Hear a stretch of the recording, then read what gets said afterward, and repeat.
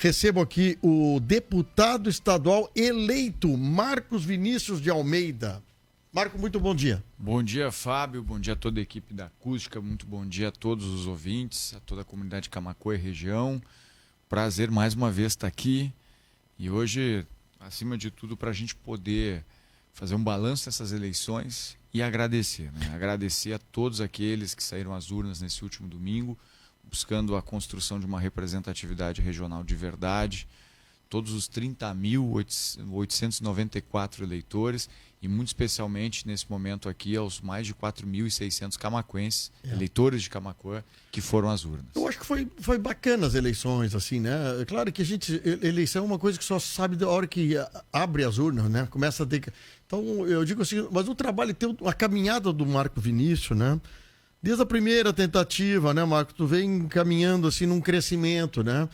E tu vem originalmente de um município pequeno, quer dizer, para te fazer-se conhecido, fazer-se lembrado e, quem sabe, o representado de uma região, é um trabalho que não é de um ano para o outro isso, né? É verdade, Fábio.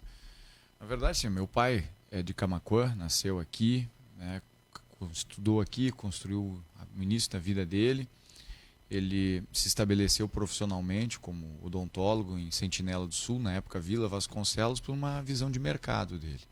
Eu nasci em Tapes, né, também por uma questão de ser o único instituição hospitalar da época, né, ali na volta. Cresci em Sentinela do Sul, mas eu nunca perdi meus vínculos com meus familiares, com os meus amigos, com a vida que a gente tem em Camaquã, né? Estudei aqui em Camaquã, né? Estudei, fiz parte da faculdade aqui em Camaquã, né? Tenho grandes amigos, sempre frequentei o município, sempre frequentei a região e nunca tive nenhum tipo assim de visão diferente daquela das pessoas não me reconhecerem como um cara de Camaquã, um cara de Tapes ou um cara de Sentinela. Sempre fui um cara membro dessa nossa comunidade, que é a nossa Costa Doce, né? É que tu Mas o start político foi em Sentinela do Sul. Foi ali que me oportunizou sair para o front, para começar a dar os primeiros passos na política. Eu conheci o Marco Vinícius como político em 2011, se não me engano. Antes. 12, né? Não, mas não, eu digo quando nós fizemos a primeira cobertura de um evento lá em Sentinela do Sul. 2009, 2010. 2010, acho que foi 2010. Eu estava na FAMURS. E o Marco Vinícius chegou para nós e disse assim, olha aqui, eu vou apresentar os secretários para ti aqui, para vocês conversar durante o sábado, que nós estávamos lá transmitindo na rádio.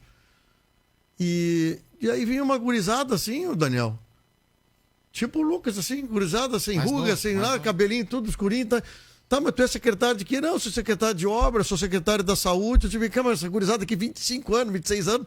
Digo, pra mim era um arrojo que tu estava fazendo naquele momento de ter uma galera jovem como secretários do município, né?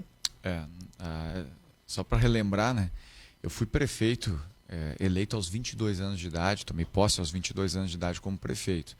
E a primeira coisa que eu fiz quando eleito prefeito foi valorizar e reconhecer o esforço daqueles que começaram a caminhada política junto comigo. Aqueles que militaram não só na juventude progressista do partido, né, mas aqueles que me ajudavam lá no movimento estudantil. Eu procurei valorizar, sim, a história, a vida dos líderes históricos do partido de Sentinela do Sul, mas eu fiz isso de outra maneira. Eu fui, por exemplo, quando fui escolher a secretária de saúde, em vez de ir lá convidar um líder de uma comunidade rural, disse, olha, meu amigo, tu vai ser o secretário de saúde. Ele, mas que jeito, eu não tenho condição de ser secretário de saúde. Tu vê, eu sou um colono. Não, tu vai ser, através da tua filha, que está se formando na faculdade daqui a 2 anos. Que legal, e ela né? tem tudo para ajudar, guria inteligente, pode fazer um bom currículo. E assim eu fui, Secretaria da Fazenda, Secretaria da Administração, e a gente formou um grupo lá que tinha a mesma cara do prefeito, que tinha os mesmos objetivos com relação à política, a mesma visão de mundo e uma disposição para trabalhar incrível. Então aquilo nos deu também um gás, uma visibilidade e era um time afinado, a gente jogava junto, sabe aquela coisa do time que entra em campo que tu não precisa gritar para passar a bola porque tu já sabe a hora que é para fazer o passe. Já, era assim que a gente jogava. Isso me deu também, Fábio, assim, liberdade para fazer algo que também nos ajudou nessa construção política, que foi a formação política. Desde 2002, 2003, né, logo depois que eu saí do movimento estudantil, eu era o único guri fazer parte da UGES, União Gaúcha de Estudantes Secundaristas, representava a nossa Costa Doce naquele movimento. Era o único de direita. Então eu era convidado muitas vezes internamente do partido para falar sobre o movimento estudantil. Então caminhei muito pelo Estado. E depois, quando fui prefeito, fiz muita palestra, muito curso de formação. E ajudei, sim, a prospectar líderes e valorizar, revelar líderes no interior do Estado. Então tem muito cara aí pelo interior, que hoje é prefeito, que se filiou ao partido depois de uma palestra minha. Tem muito cara que se tornou vereador por isso. Aqui em Camaquã, vou te dar um exemplo, um exemplo concreto disso. Tem o Vitor Azambuja, que foi um dos vereadores mais votados da cidade, é um cara destacado, que aos 15 anos de idade a gente buscou valorizar, botar luz sobre ele, dar voz, e hoje se elegeu vereador. E assim como a gente tem um Vitor aqui, que foi formado por mim, com toda a humildade eu falo isso, né? Porque é um guri de muito valor, com muita vocação, pelo estado inteiro tem gente assim. Deixa eu te dar um depoimento. Eu também fui político, fui vereador, e vou dizer para ti o seguinte: a maioria dos partidos que estão hoje derretendo, ou seja, estão sem nenhuma expressão política no Brasil, são partidos que não se preocuparam de renovar as suas bases. Né? Os jovens era só para fazer bandeiraço. Para fazer decisão partidária era só os velhos. Os jovens não participavam. E aí agora tu vai ver, os partidos que estão hoje ficando são aqueles que ou renovaram-se na marra ou que perderam para os outros partidos porque estavam querendo renovar. Muito bom. Vamos lá falar sobre Marco Vinícius, deputado eleito. Mais de 30 mil votos na região. Você já teve um compromisso extremamente importante ontem em Porto Alegre. Os candidatos ao governo do estado que estão em segundo turno chamaram os deputados atuais e os deputados eleitos e outras lideranças do progressista, como também de outros partidos. E vocês já começaram a decidir, Marcos. E tem que ter lado esse assunto, né? Exatamente. Político sem lado não é político, né? É um arremedo de político. A gente tem que, obviamente, dizer de que lado nós estamos. Porque político sem ideologia, político sem programa, político sem posição, não é político. É qualquer outra coisa menos político, né? Senão, essa coisa de querer agradar a todos, de tomar lado... Não. Isso não significa que a gente não possa dialogar com todos. A gente tem que dialogar com todos. Temos que ouvir a todos, temos que compreender, ser empático, mas político tem que ter lado. Sim, daqui a pouco tem uma coisa legal ali vindo, né? Eu sempre fui um cara de direita, minha vida inteira, né? Eu nasci numa casa, meu pai era afiliado ao PDS. Meu padrinho de batismo era um dos fundadores da Arena aqui nessa nossa região Costa Doce. Então sempre tive lá, não conheço outro caminho para militar senão esse. Nós estamos vivendo agora um momento no país, uma eleição polarizada, sim, uma eleição onde não adianta. Tu pode até não simpatizar com um dos dois candidatos, mas tu vai ter que tomar lado nessa eleição. É isso. A omissão é o pior dos males que pode ter numa democracia. E a gente, nesse contexto todo, ouvimos democraticamente, respeitosamente, os dois candidatos ao governo do estado nesse segundo turno, para entender quais eram as intenções administrativas para o estado, claro, mas entender também como é que estava a conjuntura, a visão deles com relação ao país. E nesse desenho todo, ouvindo, repito, de forma respeitosa e democrática a todos, a bancada estadual do partido, tanto a nova como a atual, assim como a Associação dos Prefeitos e Vice-Prefeitos do PP e o Diretório Estadual do Progressistas ontem, fechou a questão com relação a apoio à candidatura de Onyx Lorenzoni. Isso não significa que nós queremos mal, que nós iremos atacar, difamar, denegrir a imagem ou a reputação do candidato Eduardo Leite. Pelo contrário, o respeito prevalece sempre. Mas entendemos que a candidatura do Onyx Lorenzoni ela está muito mais alinhada hoje aos propósitos do programa do partido aqui no estado. E é uma candidatura que está afinada ao candidato a presidente que nós já trabalhamos. Eu votei no Bolsonaro em 2018 no primeiro e no segundo turno. E votei nele dessa vez. E não seria diferente agora. Então, nesse momento é mais do que nunca, a gente precisa deixar evidente isso. Então, o progressista buscando um candidato que esteja alinhado com o candidato à presidência da República. Há um projeto de país. Né? Nós não podemos fazer um Estado sem estar atrelado a um mesmo projeto de país. Eu entendo essa visão até estratégica do ponto de vista eleitoral do Eduardo, de achar que abrir apoio hoje ao Bolsonaro poderia daqui a pouco enfraquecer uma captação de votos ali da esquerda e tal. Mas se a esquerda, vamos lá, né, se o PT, o PSOL, o PCdoB e o PDT, que trabalharam tanto tanto para derrubar os projetos do Eduardo na Assembleia nesses últimos 4 anos. Né? Trabalharam mesmo. Entraram com ações judiciais, criaram obstáculos para a privatização da CE, criaram desafios grandes ali que muitos parceiros, né, tiveram posição e firmeza para levar o governo até onde chegou. Se essas pessoas que tanto dificuldade causaram ao Eduardo não estarão com ele, eu acho que ele deveria ter, nesse momento... Não estiveram com ele, vamos botar assim, a palavra certa, não estiveram, né, com ele. Por que estarão agora? Se o programa é dar continuidade. Se o Eduardo quer dar continuidade a esse governo e teve ali uma linha política à esquerda que trabalhou contra esse projeto, por que essa linha vai votar nele? Pois é, eu vou te fazer o seguinte, uma pessoa me perguntou... Não quer tomar lado na eleição pessoa perguntou essa semana se eu ganho ou perco tomar decisão. Primeiro que quando tu é um candidato, tu tem lado, tu não é um candidato, tu tem que dizer para os teus eleitores, olha, eu sou a favor disso, a favor daquilo, privatizar, não sei o quê, é muito claro. O eleitor quer saber o que tu pensa.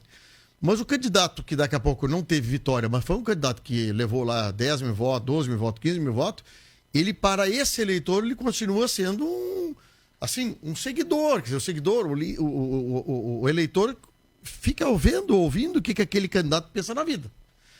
O Eduardo Leite, como tu disseste, ele teve muita dificuldade para implementar certas coisas na Assembleia. Muitas coisas. Claro que teve gente do PMDB, do PP, que também se questionaram algumas coisas ali, né? Que é natural do parlamento. Mas tinha, de um lado, um segmento bastante definido que não queria que o Eduardo fizesse o que fez. Exatamente. E não é esse grupo que ele vai agradar. Então, respeitosamente e analisando esse cenário, nós entendemos que o lado que nós vamos caminhar é o lado que quer dar continuidade, sim, a reformas, a privatizações, o lado que vai gerir as contas com responsabilidade, mas a gente quer andar com um grupo que pensa por completo conosco. E, além do mais, na nossa avaliação, né, a candidatura do Jair Bolsonaro ela externa um programa político, né, que não pôde ser concretizado por várias razões, seja pela pandemia, seja pelos obstáculos que o Poder Judiciário, né, pelo STF causou, e agora, recentemente, por essa crise mundial que foi causada pela guerra.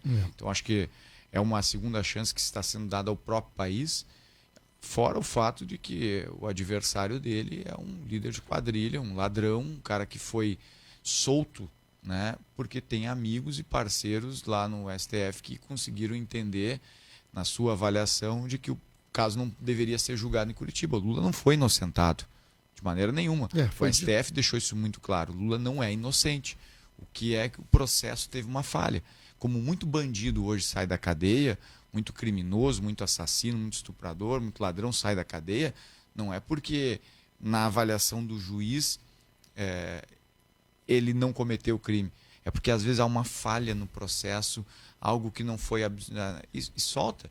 É isso que revolta muita gente. Se um cidadão hoje é indignado de ver caminhando na rua um cara que roubou a casa dele, que roubou o carro dele, se o cara está indignado, né, por saber que aquele cara ali que cometeu uma violência contra uma mulher está na rua hoje caminhando, é porque ele teve não absolvição, porque ele teve um relaxamento de pena ou teve daqui a pouco uma interpretação judicial por um advogado, muitas vezes bem articulado, que fez. E é essa mesma razão que faz o Lula ser candidato. Pois é isso, eu pergunto o seguinte, eu vou imaginar que eu sou um deputado de oposição, tá? Eu passei 4 anos malhando e negando o que o cara fez pelo Estado. E agora eu vou votar nele porque ele pode ajudar um outro cara. É uma coisa complicada, assim, eu digo, a pessoa tem que quase que se romper internamente, porque o Eduardo quis vender o Banrisul. Não vendeu o Banrisul por detalhe. A Corsã já era para ter sido vendida. E eu fui contra o Eduardo, porque o Eduardo queria vender a Corsã. E agora eu estou junto com o Eduardo. Como é que se explica isso aí? Eu não sei, Fábio. E justamente por essas razões, e eu repito com todo o respeito, nós tomamos essa decisão no partido, né, de manter aquilo que para nós é necessário, que é coerência. Então não significa que o progressista no Rio Grande do Sul vai atacar o Eduardo, não significa que vai desrespeitar ou que tem alguma questão pessoal, né, a figura do cidadão ou do governador.